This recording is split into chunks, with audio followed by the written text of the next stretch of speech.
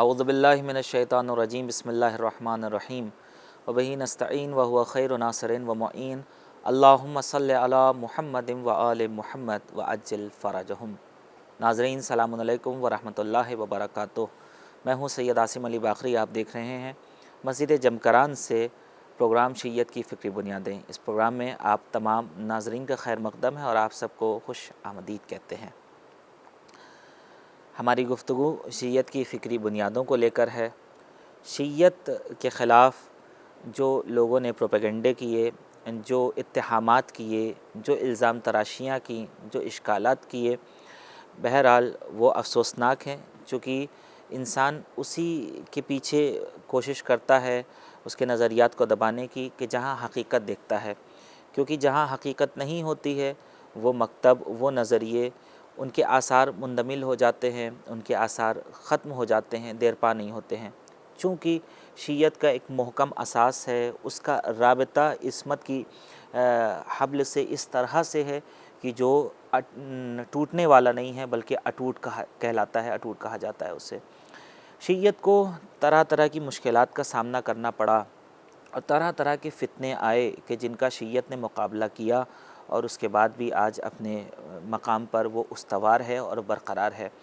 کبھی خوارج اور نواصب کا فتنہ، اس کی شیعت اس کا سامنا کرتا ہے، کبھی مرجئہ، جہمیہ، وقفیہ، اشاعرہ، معتزلہ، یہ طرح طرح کے فتنے ابھرتے رہے اور شیعت نے ان کا مقابلہ کیا، ان کا سامنا کیا اور سب کے نظریوں کی تردید کر دی، کیونکہ یہ جو کائنات کا نظام ہے وہ اعتدال کے اوپر مبنی ہے کہ اگر ذرا سا زیادہ ہو جائے یا کم ہو جائے تو یہ نظام کائنات درہم برہم ہو جائے گا۔ خود انسان کے وجود کو بھی پروردگار عالم نے اعتدال پہ باقی رکھا ہے۔ دو آنکھیں اپنی جگہ پر نہ ہوتی، دو ہاتھ اس سلیقے سے نہ ہوتے، انسان کی صورت اگر اس نے اس طرح سے نہ بنائی ہوتی تو خود انسان کے جسم میں بھی عجیب سا تغیر آ جاتا جسے خود انسان دیکھنا پسند نہیں کرتا۔ اس لیے جو اسلام کی صورت کو لوگوں نے فتنے کے ذریعے سے بگاڑنے کی کوشش کی، کبھی اسلام میں اس قدر شدت پسندی کی جاتی رہی جس کی اسلام نے مخالفت کی، کبھی اسے ڈھیل دینے کی کوشش کی جاتی رہی، اس کی بھی مخالفت کی گئی، اور پھر ایک ایسا مکتب ہے جو اسلام کو، حقیقی اسلام کو پیش کر رہا ہے جو خود خط اعتدال کے اوپر ہے۔ اسی لیے مولا متقیان حضرت امیر المومنین علیہ السلام نے کیا خوبصورت بات کہی ہے جو نہج البلاغہ میں دیکھنے کو ملتی ہے کہ مولا فرماتے ہیں ہمارے سلسلے میں دو طرح کے لوگ ہلاک ہو گئے، ہلاک فی رجلان، ہمارے سلسلے میں دو طرح کے لوگ ہلاک ہو گئے ہیں، یا وہ لوگ جو ہمیں بہت مانتے ہیں، حد سے زیادہ بڑھا دیتے ہیں، یا وہ لوگ کہ جو ہمیں ماننے کے لیے، جو ہماری حقیقت کا اعتراف کرنے کا جو ہمارا مقام ہے اس سے بھی گھٹا دیتے ہیں۔ تو اس کا مطلب یہ ہے کہ یقیناً شیعت کو وہ اعتدال، شیعت نے وہ اعتدال بتایا ہے اسلام کا جو اسلام کا حقیقی پیغام تھا۔ اس سے زیادہ کرنے والے لوگ بھی آئے اور اس کی حقیقت کو کم کرنے والے لوگ بھی آئے اور انہوں نے اپنے مکتب کو وجود دیا۔ خود ساختہ مذہب جب کچھ دنوں تک قائم ہو جاتے ہیں، کچھ برسوں تک ان کی رفتار چل پڑتی ہے، تو جو خدا ساختہ مذہب ہو یقیناً وہ جب سے شروع ہوا ہے اس وقت تک باقی رہے گا جب تک خدا اس دنیا کو باقی رکھے گا۔ لہٰذا الحمدللہ شیعت کی داغ بیل نبی اکرم نے ڈالی ہے اور شیعت کو پروان ہی اپنے حیات طیبہ میں چڑھا دیا۔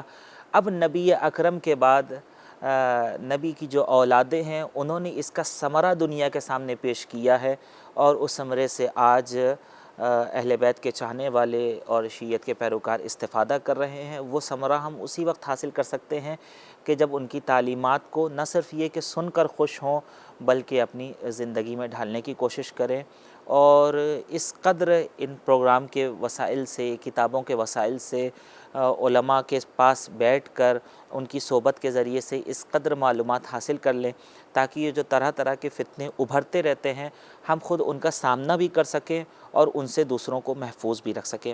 ناظرین، آئیے آج کی گفتگو کا آغاز کرتے ہیں۔ شیعت کے حوالے سے جو ہم گفتگو کر رہے تھے اس میں آج جن باتوں کی طرف ہم اشارہ کریں گے وہ خاص آپ کے لیے اہم ہے۔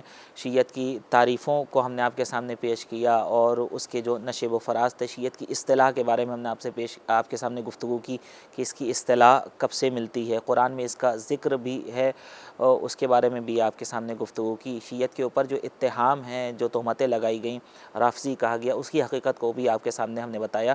شیعت کا وجود کب سے ہے اور اس پر علماء کے کیا نظریات ہیں، محققین اسلام اس کو کس نظریے سے دیکھتے ہیں، اس پر روشنی ڈالیں گے۔ آج کی گفتگو کا آغاز ہم کریں گے۔ آئیے روبرو کراتے ہیں آپ کو اپنی مہمان شخصیت سے۔ ہمارے ساتھ موجود ہیں حجت الاسلام والمسلمین علی جناب مولانا سید نجیب الحسن زیدی صاحب۔ قبلہ حضور السلام علیکم ورحمۃ اللہ وبرکاتہ، استقبال ہے آپ کا۔ وعلیکم السلام ورحمۃ اللہ وبرکاتہ۔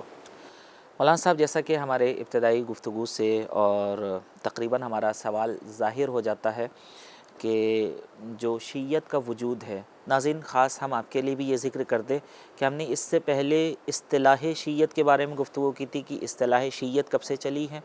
آج ہم گفتگو کریں گے وجود شیعت کے بارے میں، کہ خود اصل وجود شیعت کب سے ہے، اور اس سلسلے میں جو اسلامی محققین اور اسلامی دانشوروں کا جو نظریہ ہے وہ کیا ہے، اسے آپ کے سامنے پیش کریں گے۔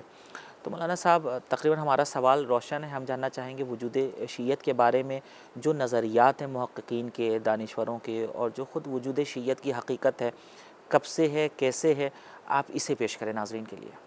جی، بسم اللہ الرحمن الرحیم۔ دیکھیں، شیعت کے وجود کے سلسلے سے علماء، خاص طور پر علماء فرق جنہوں نے فرقہ شناسی میں کام کیا ہے، کلام اسلامی سے متعلق جو محققین ہیں، انہوں نے جو نظریات پیش کیے ہیں، ان کا جو ماحصل ہے اور جو نچوڑ ہے وہ میں آپ کی خدمت میں عرض کروں گا کہ جو بنیادی طور پر جو بات کہی جاتی ہے شیعت کے وجود کے سلسلے سے، وہ تین حصوں میں ہے، تین طرح کی اہم باتیں کہی جاتی ہیں۔ جی، وہ کون کون سی ہیں؟ جن میں سے ایک یہ ہے کہ یہ جو فرقہ ہے یہ پیغمبر اسلام صلی اللہ علیہ وسلم کے زمانے ہی سے ہے اور عصر رسالت میں ہے۔ عصر رسالت سے اس کا آغاز ہے، جی، پیغمبر نے اس کی داغ بیل ڈالی۔ احادیث کو پیش کیا جاتا ہے اس بات کی دلیل کے طور پر کہ کیسے یہ عصر پیغمبر سے، میں اس کی طرف ابھی آؤں گا۔ جی، دوسری منزل یہ ہے کہ کہا جاتا ہے کہ یہ فرقہ جو دانشوروں کے درمیان میں جو بات ہے وہ یہ ہے کہ مختلف باتیں ہیں، ان میں سے جو تین اہم باتیں ہیں وہ یہ کہ نہیں، یہ پیغمبر اسلام صلی اللہ علیہ وسلم کی وفات کے بعد سے شروع ہوا۔ اور تیسری بات یہ کہی جاتی ہے جو اہم ہے وہ یہ کہ جب مسئلہ نزاع مسلمین پیش آیا، آپس میں اختلاف ہوا جی، مسلمانوں کے درمیان میں کہ اب ہمارا جانشین کون ہوگا، جسے ہم کہیں جانشین پیغمبر ہے، ہمارا خلیفہ کون ہوگا، پیغمبر کے بعد ہم لاوارث رہیں گے یا کوئی قائد ہوگا یا رہبر ہوگا یا نہیں ہوگا۔ تو جب یہ بحث چھڑی لوگوں کے درمیان، خاص طور پر سقیفہ میں، تو اس کے بعد سے ایک نظریہ سامنے آیا کہ جو پیروان علی بن ابی طالب علیہ السلام تھے، ان کو کہا گیا کہ یہ وہ افراد ہیں کہ جو شیعہ ہیں۔ جی، اب آپ آئیے عصر رسالت میں جو ہماری گفتگو ہوگی، اب عصر رسالت میں آپ اگر غور کریں تو یہ افراد کے جو کہتے ہیں کہ شیعت کا وجود عصر رسالت سے ہے اور پیغمبر اسلام صلی اللہ علیہ وسلم نے ہی اس کی داغ بیل ڈالی ہے، تو وہ جو دلائل دیتے ہیں ان دلائل میں خود کچھ ایسی احادیث ہیں جن کو ہم نے پہلے عرض کیا تھا جی، جی، کہ یا علی انت و شیعتک هم الفائزون۔ ہاں، ایک آیہ کریمہ آپ نے پیش کی تھی، ہاں، اس کی تفسیر میں اس آپ کی نے بہت سی حدیثیں بھی پیش کی تھیں۔ احادیث پیش کی جی، تھی۔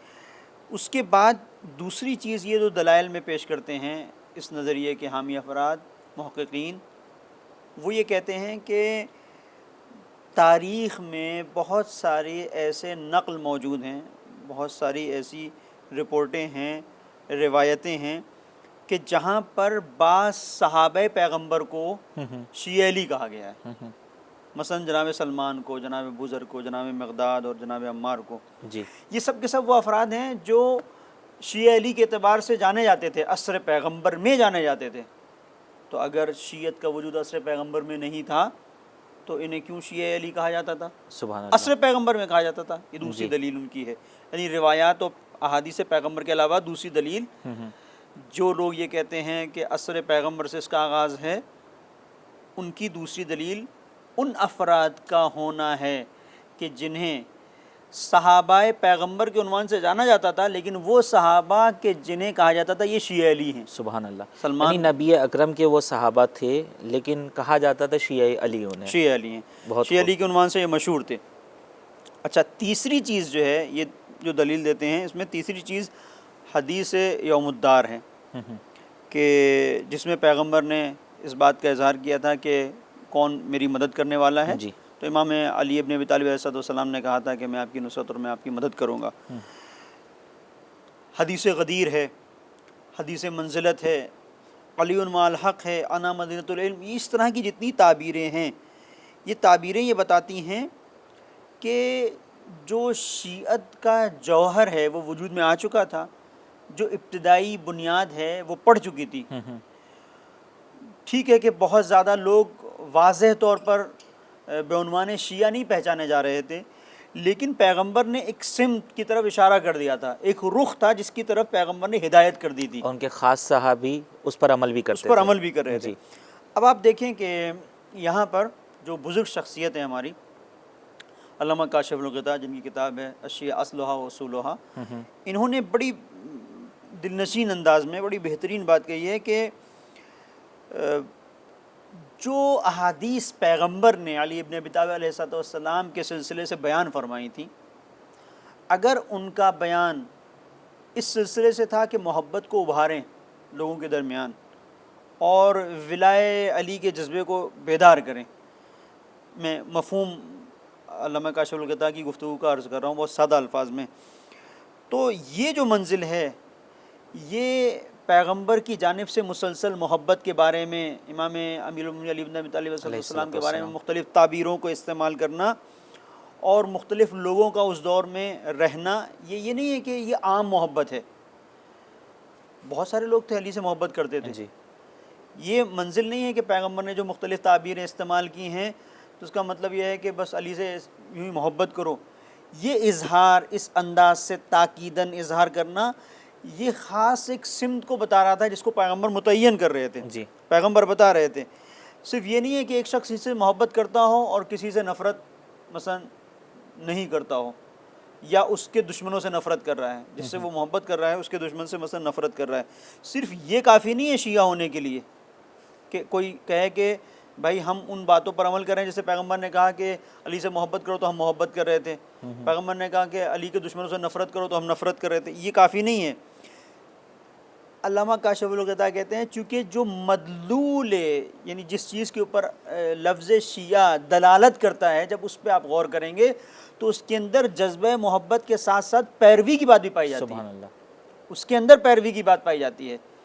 یعنی پیغمبر جب محبت کی بات کر رہے ہیں اور کچھ لوگ علی ابن ابی طالب علیہ السلام سے محبت کر رہے ہیں اور ان کے ساتھ ہیں اور ان کو کہا جا رہا ہے کہ شیعہ ہیں، یہ لوگ جو علی سے محبت کرتے ہیں یہ شیعہ ہیں، تو شیعہ اس عنوان سے نہیں کہا جا رہا ہے کہ یہ محبت کرتے ہیں تو شیعہ ہیں.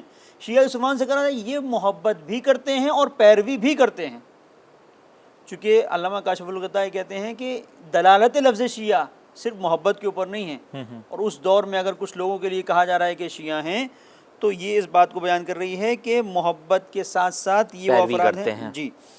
اب اس میں علامہ کاشف الغطا کہتے ہیں کہ یہ جتنی بھی روایات ہیں، ان روایات کے درمیان میں آپ دیکھیں کہ کچھ ایسے اصحاب آپ کو نظر آئیں گے کہ جن کا علی ابن ابی طالب علیہ السلام سے ایک گہرا تعلق تھا اور وہ شدت کے ساتھ علی ابن ابی طالب علیہ السلام کو چاہتے تھے، محبت کرتے تھے. اور صرف یہ نہیں کہا جا سکتا کہ محبت کرتے تھے، بلکہ جب آپ ان کے عقائد کو تلاش کریں گے تو انہیں ملے گا کہ پیغمبر کی تعلیمات کے شارح کے طور پر وہ علی ابن ابی طالب علیہ السلام کی ذات کو دیکھتے تھے. یہ وہ اصحاب تھے کہ یہ کہتے تھے کہ پیغمبر کے اسرار کے حامل ہیں علی ابن ابی طالب علیہ السلام. سبحان اللہ. تو یہ جو بات علامہ کاشف الغطا نے کہی اس انداز سے کہ ایک تو جتنی بھی روایات پیغمبر نے بیان کی ہیں ان کا جو لب و لہجہ ہے، علی ابن ابی طالب علیہ السلام نے محبت کرو محبت کرو محبت کرو، تو اس بنیاد کے اوپر جو افراد محبت کر رہے تھے وہ صرف ایک ایسی محبت نہیں تھی کہ جس کے اندر صرف ایک عنصر محبت پایا جاتا ہو بس، ایک عشق پایا جاتا ہو بس، ایک لگاؤ پایا جاتا ہو بس، نہیں، اس سے بڑھ کر تھا، یہ محبت بھی کر رہے تھے اور محبت کرنے کے ساتھ پیروی بھی کر رہے تھے۔ سبحان اللہ۔ اور اسی کو آپ نے بیان کیا ہے کہ خود لفظ شیعہ بھی اسی بات پر دلالت کرتا ہے کہ اس کے اندر خود بخود محبت کے ساتھ پیروی کا عنصر پایا جاتا ہے۔ اب اسی بات کو علامہ طباطبائی نے اس انداز سے پیش کیا کہ اگر آپ اس بات کو جاننا چاہتے ہیں کہ دیکھیں کہ شیعت کا وجود کہاں سے آیا اور کیسے آیا، تو سب سے پہلی مرتبہ جہاں پر یہ کہا گیا ہے کہ شیعہ علی ہیں وہ زمان پیغمبر ہے۔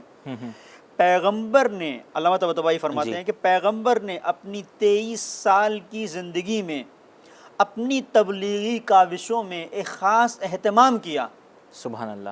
خاص اہتمام کیا کہ لوگ علی کی طرف آئیں، خاص اہتمام کیا، اور خاص آپ کے اصحاب علی بن ابی طالب علیہ السلام کی طرف رکے، ان کی طرف مڑے، ان کی سمت آگے بڑھے، اور ان کے علاوہ کسی کو، ذات علی کے علاوہ انہوں نے کسی کو قابل اعتنا نہیں سمجھا۔ تو اس دور میں جب پیغمبر ہیں، کچھ لوگ موجود ہیں جو علی کو بعنوان ولی اور حاکم سمجھ رہے ہیں اور علی سے محبت بھی کرتے ہیں، علی کی پیروی بھی کرتے ہیں، تو یہ وہ افراد ہیں کہ جنہیں شیعہ کہا جا رہا ہے۔ اب آپ اس رخ کو دیکھیے تو کہاں سے، یعنی آپ یہ کہہ رہے ہیں کہ نہیں، شیعت کا وجود سرکار ختمی مرتبت کی وفات کے بعد سے، جبکہ یہ افراد موجود ہیں۔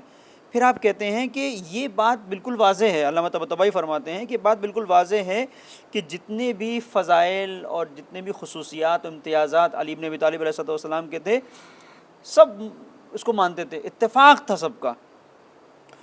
اب جب اتفاق تھا تو یہ بالکل طبیعی سی چیز ہے کہ کچھ لوگ وہ تھے کہ جو اس بات پر کہ یہ پیغمبر نے فرمایا متفق ہوتے ہوئے علی بن ابی طالب کے ارد گرد حلقہ بنا لیں اور آپ کے ارد گرد اکٹھا ہو جائیں کہ جو پیغمبر کہہ رہے ہیں وہ متوجہ کر رہے ہیں، وہ اس شمع امامت کی طرف پیغمبر متوجہ کر رہے ہیں۔ تو وہیں پر ایک سلسلہ ہے، بڑی نزاکت سے علامہ طباطبائی نے ایک بات کہی ہے کہ جب ایک شخصیت کے بارے میں مسلسل پیغمبر متوجہ کر رہے ہیں تو طبعی نتیجہ کیا ہے کہ کچھ لوگ جو پیغمبر کی بات کو ماننے والے ہیں، پیغمبر ماننا چاہیے، وہ مانیں گے۔ کچھ لوگ وہ ہیں کہ جنہوں نے اپنے نفس کی تطہیر نہیں کی ہے، تو وہ ایسے لوگ ہیں جن کے اندر حسد، جن کے اندر بغض، جن کے اندر ایک کینہ پیدا ہونا، یہ طبیعی ہے، یہ فطری ہے۔ تو علامہ طباطبائی کہتے ہیں کہ دو طرح کے لوگ تھے، کچھ وہ تھے کہ جو پیغمبر جس محبت کا اظہار علی بن ابی طالب علیہ السلام کے ساتھ کرتے تھے، اسی کا اظہار وہ اپنے وجود میں کرتے تھے کہ جس طرح پیغمبر چاہتے ہیں ہم بھی علی کے ساتھ ایسے ہی پیغمبر کی بات پر عمل کرتے تھے، مولا علی سے محبت کا اظہار بھی کرتے تھے اور پھر ان کو فالو بھی کرتے تھے۔ اور جبکہ اسی کے مقابل کچھ ایسے لوگ تھے جن کے وجود کے اندر حسد پیدا ہوتا تھا، جن کے اندر ایک کینہ آتا تھا۔ تو یہ وہ ساری چیزیں تھیں کہ جن کی بنیاد کے اوپر ایک دو گروہ کی شکل میں افراد وہاں پر پائے جاتے تھے۔ یعنی یہ کہا جا سکتا ہے عصر پیغمبر سے ہی لوگ دو گروہ میں ہونے لگے تھے، دو گروہ کی طرف باقاعدہ تقسیم ہو چکی تھی۔ تو یہ ایک نظریہ ہے۔ اب یہ ایک نظریہ ہے، ابھی اس کا تجزیہ آگے کریں گے۔ دوسری نظر جو یہ دیتے ہیں وہ یہ ہے کہ پیغمبر کے وفات کے بعد مسئلہ یہ ہوا کہ جب سقیفہ بنی ساعدہ میں لوگ جمع ہوئے اور یہ بات ہوئی کہ بھئی سعد بن عبادہ کو ہم چن لیتے ہیں، اور انصار نے خاص طور پر اس سائڈ لیا سعد بن عبادہ کا، جبکہ مہاجرین نے کہا کہ نہیں، جو خلیفہ اول ہیں ہم ان کی طرف جائیں گے۔ یعنی جو مکے سے نبی کے ساتھ ہجرت کر کے آئے تھے وہ مولا علی کے ساتھ جانا چاہتے تھے؟ نہیں، ابھی تو دو رخ ہیں۔ ایک تو انصار نے سعد بن عبادہ، سب سے پہلے بات ہوئی سعد بن عبادہ کی، اس کے بعد ہوئی بات خلیفہ اول کی۔ اب اس کے دوران جب یہ دو باتیں ہوئیں تو اس میں ایک تیسرا گروہ آیا جس میں مہاجرین بھی تھے، انصار بھی تھے۔ واہ! مسئلہ کیا تھا؟ دیکھیں، انصار کہہ رہے تھے سعد بن عبادہ، مہاجرین کہہ رہے تھے کہ خلیفہ اول۔ اب آپ اس رخ کو دیکھیے، ایک تیسرا گروہ تھا جس میں مہاجرین بھی تھے اور انصار بھی تھے، اور وہ یہ کہہ رہے تھے کہ علی بن ابی طالب۔ سبحان اللہ! یہ منزل تھی، یعنی دونوں طرف سے یہ تو یہاں سے بہرحال ابھی ہمیں اس کی طرف تو نہیں جانا ہے کہ کون صحیح تھا کون غلط تھا، اس کی طرف نہیں جانا ہے۔ جانا اس بات کی طرف ہے کہ یہ ایک وجہ بنی ایک گروہ کے تشکیل پانے کی، جسے شیعہ کہا گیا. یہ جو افراد تھے مہاجرین میں سے بھی تھے، انصار میں سے بھی تھے، جو کہتے تھے کہ ہم علی ابن ابی طالب کو خلیفہ پیغمبر تسلیم کریں گے. تو ایک نظریہ یہ کہتا ہے کہ یہاں سے شیعت کا وجود آیا. اب یہ جو دو نظریے ہیں، ان نظریوں کو اگر آپ دیکھیں اور اگر ملائیں تو کوئی بہت زیادہ ان کے اندر فرق نہیں ہے. عصر پیغمبر میں یہ افراد موجود تھے، تبھی تو ان لوگوں نے اس کا اظہار کیا. توجہ کیجیے گا، یعنی جو مہاجرون انصار اس وقت کہ جب خلافت کی بات ہو رہی تھی اور انہوں نے کہا کہ علی ابن ابی طالب علیہ السلام کو ہم مانیں گے، یہ ایک دم سے تھوڑی نہیں کہہ دیا کہ بس کسی نے آ کے ایک بات کہہ دی کہ بس ہاں نہیں.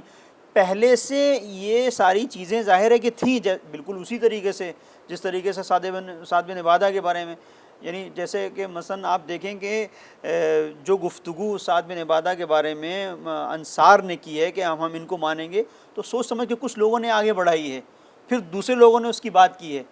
تو یہ جو معاملہ جناب علی ابن ابی طالب علیہ السلام کے ساتھ ہے، یہ اظہار ضرور ہو رہا ہے، یہاں پر اظہار ہو رہا ہے، لیکن اگر دیکھا جائے تو اس کا بیج پہلے سے پڑ چکا تھا. پہلے سے بیج پڑ چکا تھا. اسی لیے اس نظریے کو بعض لوگوں نے اس انداز سے پیش کیا ہے. بہت خوب مولانا صاحب، وہ جو آپ کا انداز ہے اس نظریے کو پیش کرنے کا، ہم اس پہ ابھی گفتگو کریں گے. ناظرین، شیعت کے وجود کے سلسلے میں ہم گفتگو کر رہے ہیں. مولانا صاحب نے دو نظریوں کے بارے میں، جو پہلا نظریہ مانتے ہیں کہ عصر پیغمبر سے اس کا وجود ہے، انہوں نے بھی دلیلیں دی. جو دوسرا نظریہ مانتے ہیں اس کی بھی دلیلیں ہیں. بہرحال ابھی جو ایک تیسرا نظریہ بھی ہے اس کی دلیلیں بھی ہم دیکھیں گے، اور پھر یہ فیصلہ خود آپ کے سامنے آ جائے گا کہ وہ حقیقی نظریہ کیا ہے کہ اس کے شیعت کے وجود کو عصر پیغمبر سے کیوں پیش کیا جاتا ہے. رکیں گے ہم یہاں پر ایک چھوٹے سے وقفے کے لیے، لوٹیں گے وقفے کے بعد. کہیں نہ جائیے، دیکھتے رہیے شیعت کی فکری بنیادیں.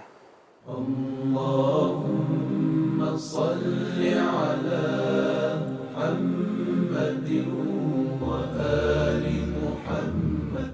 اللہم صل علی محمد و آل محمد. ناظرین، ایک بار پھر سے ہم آپ کا استقبال کرتے ہیں. آپ دیکھ رہے ہیں پروگرام شیعت کی فکری بنیادیں، اور آج کے اس پروگرام میں، آج کے ایپیسوڈ میں ہم آپ کے سامنے یہ پیش کر رہے ہیں کہ شیعت کا وجود کہاں سے ہے. اس سلسلے میں تین نظریے ہیں، اور پہلا نظریہ اس میں سے جو ہے کہ عصر پیغمبر سے، یعنی خود نبی اکرم کے زمانے سے ہی شیعت کا وجود ہے، جس پر متعدد اور مختلف حدیثیں ملتی ہیں. نہ صرف یہ کہ حدیثیں ملتی ہیں، نبی اکرم نے تائید کیا ہے، بلکہ ان کی کامیابی کی ضمانت بھی لی ہے، جو ہمیں حدیث میں ملتا ہے. اور اسی زمانے سے، عصر پیغمبر سے ہی جب نبی اکرم نے حضرت علی سے محبت کا اظہار کیا تو لوگ خود مولا متقیان حضرت امیر المومنین حضرت علی علیہ السلام سے خاص محبت بھی کرتے تھے. کچھ لوگ نبی کے چاہنے والے اور ان کی سیرت کو فالو بھی کرنے لگے تھے.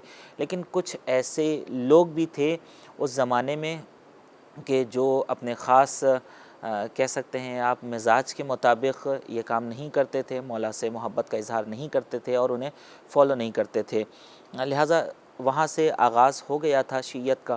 لیکن کچھ لوگوں نے یہ کہا جو دوسرے والے نظریے کو مانتے ہیں کہ نہیں، سقیفہ سے شیعت کا آغاز ہوتا ہے، کہ جہاں پر کچھ لوگ خلیفہ اول کو، انصار جو تھے وہ خلیفہ کے عنوان سے دیکھنا چاہتے تھے، اور کچھ ایسے تھے جو سعد کو خلیفہ کے عنوان سے اور نبی کے جانشین کے عنوان سے دیکھنا چاہتے تھے. لیکن کچھ ایسے لوگ تھے انصار اور مہاجرین جو چاہتے تھے مولا متقیان نبی کے جانشین کے طور پر رہیں اور وہ زمام حکومت اسلامی کو آگے لے کر چلیں.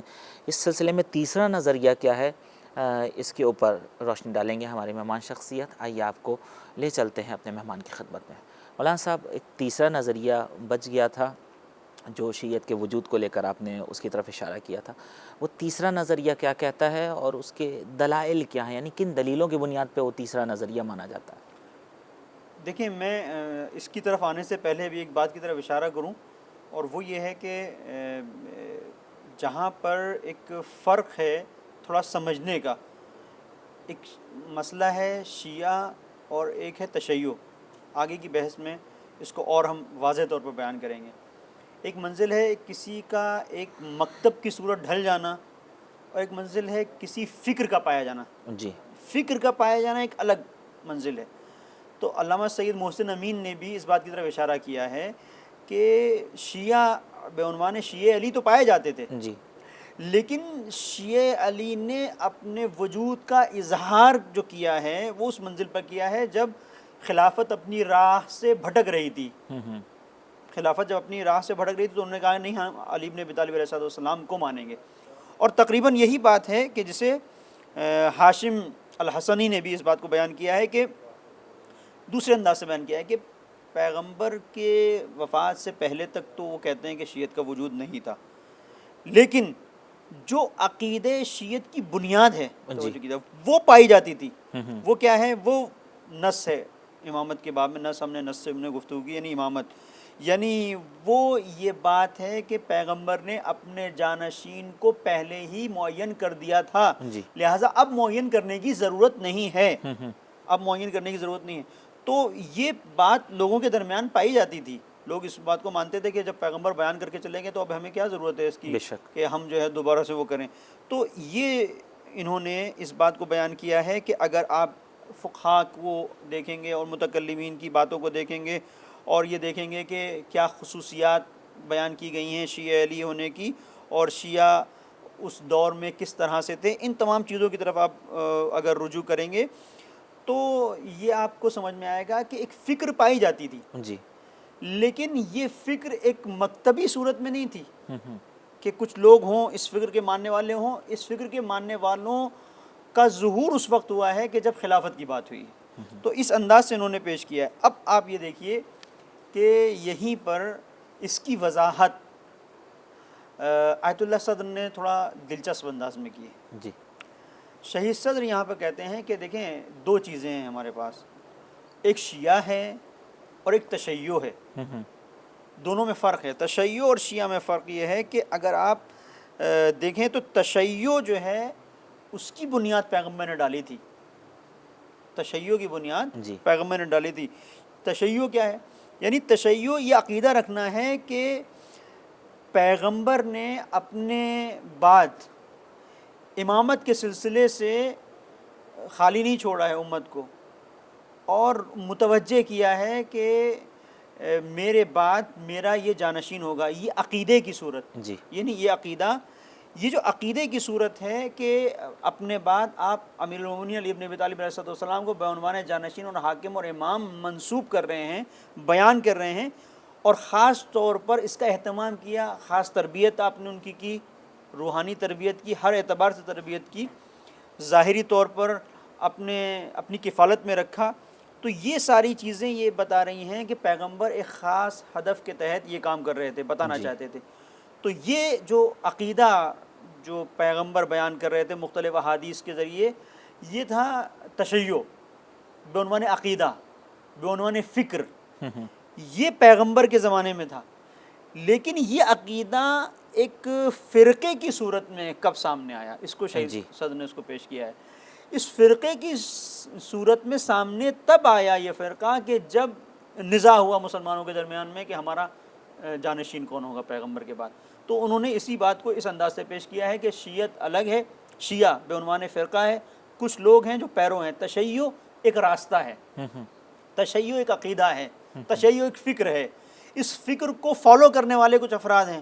اس فکر کو فالو کرنے والے افراد ضرور پیغمبر کے زمانے کے بعد, یعنی عصر پیغمبر کے بعد, جب پیغمبر ظاہر ہے کہ اس وقت تک ضرورت ہی نہیں ہوئی تھی, لوگ تھے, شیعت کا عقیدہ بھی پایا جاتا تھا, شیعہ علی بھی لوگ کہے جاتے تھے, یہ سب باتیں تھیں. لیکن چونکہ پیغمبر تھے تو پیغمبر کے دور میں ضرورت ہی نہیں تھی کہ امامت کا آغاز ہی نہیں ہوا تھا. بالکل صحیح. لیکن پیغمبر کی وفات کے بعد اب ان لوگوں نے اپنے عقیدے کو بعنوان فرقہ اس کو اظہار کیا. تو تشیع اور شیعت کے درمیان میں اس طرح کی انہوں نے گفتگو کی ہے.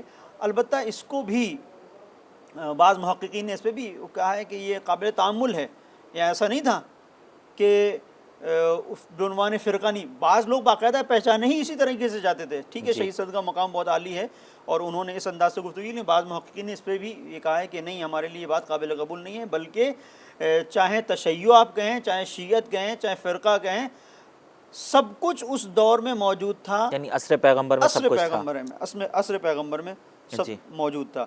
اچھا، اب یہ منزل ہے جو یہ افراد کہ جو عصر پیغمبر کی بات کرتے ہیں، یہ کچھ نصوص کو پیش کرتے ہیں۔ یہ ایک ہمارے لیے اچھی گفتگو ہے کہ جس کے اوپر ہم اگر غور کریں گے کہ وہ نصوص کہ جو بتاتے ہیں کہ پیغمبر نے ایک خاص اہتمام کیا علی نے، جیسے مختلف آپ نے دیکھا کہ محققین نے، دانشوروں نے اس بات کی طرف اشارہ کیا ہے کہ خاص اہتمام کیا۔ تو پیغمبر نے کیا اہتمام کیا؟ سوال ہوتا ہے کیا اہتمام کیا؟ تو کچھ تو وہ احادیث تھی جو ہم نے آپ کی خدمت میں عرض جی، کی۔ جس میں جنت کا بھی ذکر ملتا ہے۔ جی ایک حدیث میں یہ بھی تھا حوض کوثر پہ شیعہ اور جو مولا علی اور جو ان کے شیعہ ہیں ہم ان کا استقبال کرنے والے ہیں، ان کے مقدر میں جنت ہے۔ جی بالکل۔ اور کیا ملتا ہے اس اور سلسلے میں؟ تو اسی کو مختلف نصوص کے کچھ حصے میں آپ کی خدمت میں عرض کروں گا، جیسے ابو اسحاق سے مستدرک میں حاکم نیشاپوری نے جو بڑے محدث ہیں انہوں نے نقل کیا ہے کہ میں نے قاسم بن عباس سے پوچھا کہ یہ تم کیوں کہتے ہو کہ علی وارث علوم پیغمبر ہیں؟ وارث پیغمبر آپ کیوں کہتے ہیں؟ لیکن یہ کسی کے ذہن میں بھی سوال ہو سکتا ہے بھائی کیوں کہتے ہیں، محبت میں کہتے ہیں، جی کس بنیاد کے اوپر کہتے ہیں؟ تو انہوں نے جواب دیا لِأَنَّهُ أَوَّلُنَا بِهِ لُحُوقًا وَأَشَدُّنَا بِهِ لُزُومًا، چونکہ یہ سب سے زیادہ پیغمبر سے جڑے ہوئے تھے، سبحان اللہ۔ سب سے زیادہ پیغمبر سے نزدیک تھے۔ تو شیعت کی فکری بنیاد بھی یہاں سے نکھر کے سامنے آ رہی ہے، اور وہ یوں نکھر کے سامنے آ رہی ہے کہ ہم نے اس کو اختیار کیا ہے جو سب سے زیادہ پیغمبر سے قریب تھا، جو سب سے زیادہ پیغمبر سے نزدیک تھا۔ اور یہ ہم اب نہیں کہہ رہے ہیں، اس زمانے میں بھی جب لوگوں نے سوال کیا ہے کہ تم کیوں وارث پیغمبر مانتے ہو، تو دلیل دی ہے قاسم بن عباس نے کہ اس بنیاد کے اوپر ہم مانتے ہیں کہ پیغمبر سے سب سے زیادہ جو جڑا ہوا ہے ہم اسی کو مانیں گے۔ واہ۔ پھر اس کے علاوہ اب آپ دیکھیں کہ ابو نعیم اصفہانی نے ابن عباس سے روایت کی ہے کہ ان نبی عہد الی علی ب70 عہدا، پیغمبر نے امیر المومنین علی بن ابی طالب علیہ السلام سے 70 عہد کیے۔ عہدن لم یعہد الی غیرہ، وہ عہد کہ جو کسی سے بھی نہیں کیا علی بن ابی طالب علیہ السلام سبحان سے اللہ۔ کیا۔ اب ہم دیکھ رہے ہیں کہ وہ پیغمبر جس کا عہد خدا سے ہے، وہ پیغمبر کہ جو اپنے عہد پر قائم رہنے والا ہے، تو عہد اگر وہ کسی سے کر رہا ہے تو کچھ تو اس کے اندر اس صلاحیت دیکھ رہا ہے جس کی بنیاد کے اوپر عہد کر رہا ہے۔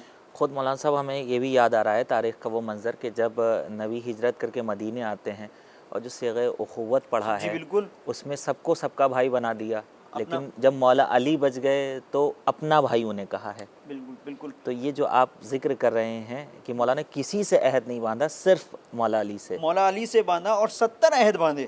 اب یہ ایک الگ معاملہ ہے کہ وہ 70 عہد کیا تھے۔ جی تو یہ ساری چیزیں دیکھیں، ہم سوچ رہے ہیں، اور آپ نے کہا کہ ضمیر کی آواز، ہمیں ضمیر کی آواز کو سننا ہے۔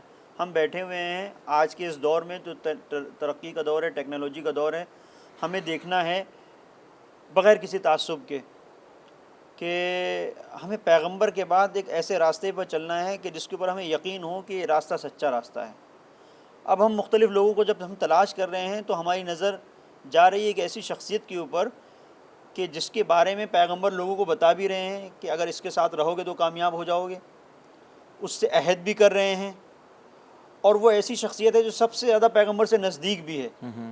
تو اب اگر ہم اس کی روش پر عمل نہیں کر رہے ہیں تو ہمارے پاس ایک قانع کنندہ دلیل ہونی چاہیے جی کہ نہیں اس کی بات پہ ہم عمل نہیں کریں گے، ہمارے پاس قانع کنندہ دلیل۔ اور اگر نہیں ہے تو بس ہم اسی کے اوپر عمل کریں۔ ہمارے پر اگر دلیل، یہی دلیل ہے کہ جو پیغمبر کے ہمیشہ ساتھ ہے اور آج ساتھ نہیں ہے، اس زمانے میں بھی لوگوں نے کہا، جب اس زمانے میں لوگوں کے ذہن میں یہ سوال ہوا کہ بھئی کیوں وارث پیغمبر آپ مانتے ہیں علی کو، کہا کہ اس لیے کہ پیغمبر سے سب سے زیادہ نزدیک علی بن ابی طالب تھے، سب سے زیادہ عہد پیغمبر کے ساتھ علی بن ابی طالب علیہ السلام نے کیے۔ اب آپ دیکھیں کہ نسائی نے علی بن ابی طالب علیہ السلام سے خود ایک روایت کی ہے کہ مولا خود فرماتے ہیں کہ میری جو منزلت تھی، میرا جو مقام تھا پیغمبر کے نزدیک، وہ ایسا تھا کہ کسی کو وہ مقام حاصل نہیں تھا جو مقام مجھے حاصل تھا۔ کہتے ہیں کہ میں ہر رات میں داخل ہوتا تھا پیغمبر کے حضور، پیغمبر کی خدمت میں پہنچتا تھا، اگر پیغمبر میرے داخل ہوتے وقت نماز کی حالت میں ہوتے تھے اور محسوس کرتے تھے کہ میں آ گیا ہوں تو کہتے تھے سبحان اللہ، نماز کی حالت میں اگر ہوتے تھے تو کہتے تھے سبحان اللہ، اور میں داخل ہو جاتا تھا۔ اور اگر وہ نماز کی حالت میں نہیں ہوتے تھے تو کہتے تھے مرحبا علی آئیے تشریف لے آئیے. یہ ایک مقام کو پہچانوا رہی ہے روایت نسائی کی. دوسری حدیث میں ہے کہ میرا پیغمبر سے رابطہ ایسا تھا کہ جب بھی میں کوئی سوال پیغمبر سے کرتا تھا مجھے جواب دیتے تھے, اور اگر میں کچھ نہیں پوچھتا تھا خاموش رہتا تھا تو وہ خود کچھ تعلیمات میرے سامنے رکھتے تھے, کچھ حقائق میرے سامنے پیش کرتے تھے. یعنی پیغمبر یا تو یہ چاہتے تھے کہ علی تم گفتگو کرو, اور اگر علی گفتگو نہیں کرتے تھے تو پیغمبر خود گفتگو کرتے تھے, علی سے ہم کلام ہوتے تھے. پھر آپ دیکھیں کہ نسائی نے ام سلمہ سے ایک اور روایت کی ہے کہ ان اقرب الناس احدا برسول اللہ علی, سب سے زیادہ نزدیک ترین فرد پیغمبر سے کون تھے؟ علی بن ابی طالب علیہ السلام تھے. خود امیر المومنین نے اس چیز کو بیان کیا ہے کہ میں بالکل ایسے جایا کرتا تھا رسول اللہ کے پیچھے پیچھے جیسے اونٹنی کا بچہ, جس طرف وہ حرکت کرتی تھی میں اس طرف حرکت کیا کرتا تھا. اور ہر دن پیغمبر دانش اور علم کے دروں کو میرے اوپر واہ کر دیا کرتے تھے. تو یہ وہ ساری احادیث کی صورت میں, روایت کی صورت میں, یہ سارا وہ ذخیرہ ہے جو اس چیز کو بیان کرتا ہے کہ ایک ذات تھی کہ جو پیغمبر سے نزدیک تھی. اگر ہمیں پیغمبر کے معارف تک پہنچنا ہے تو کیا اس ذات کو چھوڑ کر ہم پہنچ سکتے ہیں؟ ہرگز نہیں. اب آپ یہ دیکھیے کہ شہید صدر نے یہاں پر ایک گفتگو کی ہے, میں شاید وقت اجازت نہ دے تو انشاءاللہ آگے کے پروگراموں میں اس پہ ہم گفتگو کریں گے. شہید صدر نے بڑی دلچسپ گفتگو کی ہے کہ جب اتنے سارے فضائل علی بن ابی طالب علیہ السلام کے تھے تو صحابہ کے درمیان میں دو طرح کے لوگ تھے. یہ کیوں ایسا ہوا کہ اتنا زیادہ لوگوں کے درمیان میں اختلاف ہو گیا؟ کہتے تھے کہ دو طرح کے لوگ تھے. کچھ ایسے افراد تھے کہ جو پیغمبر جو کچھ کہتے تھے, جس طرف اشارہ کرتے تھے, جو کچھ بتاتے تھے, آمنا وسلمنا, خاضع تھے, خضوع تھا ان کے وجود کے اندر, جو بھی کہا وہ ماننے کے لیے تیار تھے اور مانتے تھے. کچھ ایسے تھے جن کی طبیعتوں میں کھردرا پن تھا, وہ پیغمبر کی باتوں کو سنتے تھے لیکن عمل نہیں کرتے تھے. تو یہ در حقیقت دو لوگوں کی دو طرح کے فکروں کی محض آرائی تھی. جنہوں نے جو کچھ کہا پیغمبر نے قبول کر لیا, انہوں نے غدیر کو بھی قبول کر لیا, سبحان اللہ, انہوں نے ہر بات کو قبول کر لیا. سبحان اللہ. وہ ہوئے شیعہ, انہیں کہا گیا کہ یہ شیعہ ہیں. اور وہ لوگ کہ جن کے اندر تھوڑا سا چوں چرا والا معاملہ تھا تو انہوں نے اپنے مسائل کھڑے کیے, انہوں نے کہا نہیں ہم خود اپنا. تو یہ دو طرح کی فکر شہید صدر نے اس کو پیش کیا ہے کہ ایک متواضع افراد تھے, تواضع پایا جاتا تھا, جن کے اندر تواضع پایا جاتا تھا وہ شیعہ قرار پائے چونکہ انہوں نے علی کو اپنا امام اور اپنا رہبر اور اپنا ہادی مانا. اور جن کے اندر یہ تواضع نہیں پایا جاتا تھا انہوں نے مسائل کھڑے کیے کہ پیغمبر بتا کے گئے یا نہیں بتا کے گئے, کیا ہے. جو تواضع جن کے اندر پایا تھا انہوں نے اشاروں کو سمجھا, یہ میرے الفاظ ہیں. جن کے اندر تواضع نہیں پایا جاتا تھا, اشارے تو کیا, انہوں نے صراحت کو بھی نہیں سمجھا, اور صراحت کو نہیں سمجھنے کے بعد پھر انہوں نے جو مسائل کھڑے کیے اس کی بنیاد کے اوپر ایک اختلاف سامنے آیا. یہ ایک مختلف نظریے ہیں جس میں وہ جو تیسرا نظریہ ہے بہت مختصر طور پہ پیش کر کے اپنی بات کو ختم کروں. یہاں پر ہوتا ہے کہ کہتے ہیں کہ جو کچھ بھی ہوا یہ سب اس منزل پر ہوا کہ جب سقیفہ میں بعض لوگوں نے, جو عامہ جو گفتگو کرتے ہیں, بعض لوگوں نے جماعت کے احترام کو نہیں سمجھا اور جماعت کی اہمیت کو نہیں سمجھا. یعنی ایک ایسے افراد جو ایک کسی مسئلے پر جمع ہو گئے ہیں, صاحبان خرد, صاحبان فکر, تو اس پر جمع نہ ہو کے کچھ لوگوں نے ایک الگ 1.5 اینٹ کی مسجد بنائی, اس بنیاد کے اوپر شیعت کا وجود ہوا. یہ تیسرا نظریہ ہے. جی. تو قطعاً ایسا نہیں ہے, بلکہ 1.5 اینٹ کی مسجد تو ان لوگوں نے بنائی ہے جنہوں نے نہ پیغمبر کی صراحت کو سمجھا, نہ پیغمبر کے اشاروں کو سمجھا, نہ پیغمبر کی بات کو سمجھا. تو یہ جو مختصر طور پر نتیجہ ہو سکتا تھا میں نے. بہت خوب, جزاکم اللہ. تو ناظرین, تاریخ کی روشنی میں مولانا صاحب نے آپ کے سامنے یہ پیش کیا کہ شیعیت کے وجود کے سلسلے میں 3 طرح کے نظریے پیش کیے گئے, اور 3 طرح کے نظریوں میں جو سب سے اہم ترین نظریہ تھا وہ یہ کہ عصر پیغمبر میں ہی شیعیت کو نبی اکرم نے خود اپنی زبانی لوگوں تک پہنچایا, اور اس کے لیے خاص اہتمام کیا جگہ جگہ پر. اور یہ نہیں کہا جا سکتا ہے کہ نبی اکرم نے محبت میں ڈوب کر کوئی جملہ کہہ دیا ہو، کیونکہ انہیں اپنے ہونے والے جانشین سے یا اپنے چچا زاد بھائی سے محبت تھی، لہٰذا دوسروں کو بھی یہ حکم دے دیا کہ ان سے محبت کی جائے، یا ان سے ملنے والوں کو کامیابی نصیب ہو جائے گی، یا ان کی پیروی کرنے والے جنت میں جانے والے ہیں، یا ان کے ساتھ رہنے والے ان کے دوست اور ان کے احباب بھی وہ حوض کوثر پہ آئیں گے اور ہم ان کا استقبال کریں گے. بلکہ ہمارا تو یہ عقیدہ ہے کہ جو نبی ہوتا ہے، جو رسول ہوتا ہے، وہ ظاہر حکیم بھی ہوتا ہے. وہ ایک ایک لفظ بولتا ہے تو حکمت کے پیرائے میں بولتا ہے. محبت اور مودت اپنی جگہ پر، لیکن نبوت کا ایک لفظ بھی حکمت سے خارج نہیں ہوتا، حکمت سے الگ نہیں ہوتا ہے. لہٰذا اب اس حکمت کے پیرائے میں ہم دیکھیں کہ نبی اکرم جو اس بات کو پیش کر رہے ہیں کہ علی کے ساتھ علی اور ان کے شیعہ کامیاب ہونے والے ہیں، اور مولا متقیان کو جن لوگوں نے فالو کیا اس زمانے میں جو رسول کے چاہنے والے تھے، آپ دیکھیں پھر یہ سلسلہ آگے بڑھا، کچھ لوگ بیچ میں آ گئے، اور نبی اکرم کے بعد، نبی کی رحلت کے بعد 25 سال کا وہ زمانہ گزرا ہے کہ جس میں ظاہری طور پر مولا علی سے لوگ دور رہے، اور مولا علی علیہ السلام نے حکومت کی مدد کی، علمی لحاظ سے مشورے دیے، سب کچھ کیا. لیکن اس 25 سال کے بعد بھی جب لوگ نماز پڑھتے ہیں، جنہوں نے رسول کا زمانہ دیکھا تھا مولا علی کے پیچھے، جب 25 سال کے بعد نماز پڑھتے ہیں تو کہتے ہیں آج ویسی نماز پڑھی جیسے رسول کے ساتھ نماز پڑھی تھی. اس کا مطلب یہ کہ رسول اکرم کی حکمت یہی تھی کہ اگر ہمارے بعد تم یہ چاہتے ہو کہ ہم سے دین کو حاصل کرو تو ہماری طرح کے نفس کو دیکھو اور ان سے دین کو حاصل کر لو، جنہیں نفس رسول کہا جاتا ہے، نفس پیغمبر کہا جاتا ہے، امیر المومنین کہا جاتا ہے. اور اسی سلسلے کے آج بھی ہمارے زمانے میں ایک پردہ غیبت میں موجود ہیں جو نفس رسول ہیں اور رسول کے حقیقی پیغام کو پردہ غیبت سے آج ہم تک پہنچا رہے ہیں اور انسانیت کے لیے ہدایت کا سامان فراہم کر رہے ہیں. مولانا صاحب بہت شکریہ.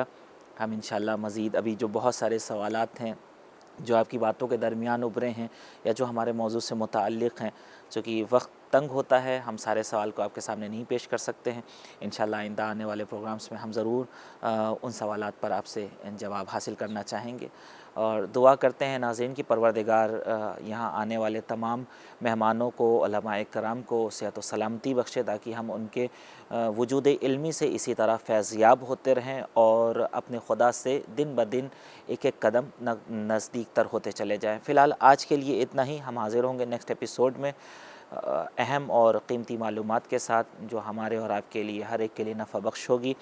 گزارش ہے کہ جو باتیں یہاں اس پروگرام کے ذریعے سے بتائی جا رہی ہیں آپ اس پر غور و خوض کریے، اور اس زمانے میں، ٹیکنالوجی کے زمانے میں شاید یہ ایک اچھا ذریعہ ہو سکتا ہے تحقیق کے لیے. اور تحقیق اسی کو کہتے ہیں جو کہیں رکتی نہیں ہے، اور جب ہم تحقیق کسی بھی موضوع پہ کرنا چاہتے ہیں تو اس کے لیے ہمیں تعصب سے دور ہونا پڑتا ہے تاکہ تحقیق ہماری کوئی نتیجہ بخش ہو سکے. یہ تحقیقی مطالب ہیں جو اس پروگرام کے ذریعے آپ تک پیش کیے جا رہے ہیں. امید ہے کہ آپ ان پر غور کریں گے اور اپنی فیڈ بیک سے ہمیں ضرور نوازیں گے. ہمیں دیجیے اجازت، دیکھنا نہ بھولیے گا شیعیت کی فکری بنیادیں. فی الحال دیکھتے رہیے ہدایت ٹی وی. خدا حافظ.